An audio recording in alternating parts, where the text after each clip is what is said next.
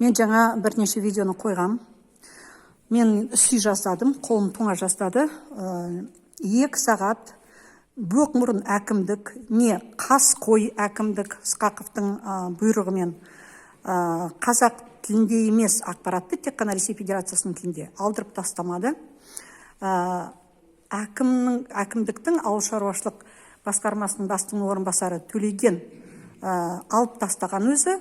Осы жолы қайтадан олар іліп қойды. Неге? Өйткені мен ойым, олар үлкен откат алды, сондықтан қазақшаны ілдеп, оларда айтуға несі жоқ. Әкімдік алдырып тастағанда қайтадан орысшасын, тек қана орысшасын ілдіріп тастады.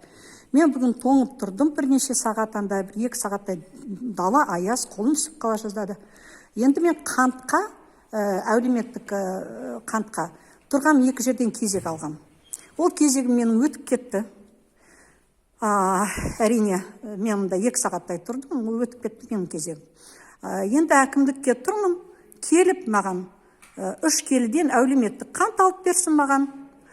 Ана біреу ТО Галицкаяны не бытшытын шығарсын, өзінің алған ойымша откаттарын құссын, қайтадан берсін.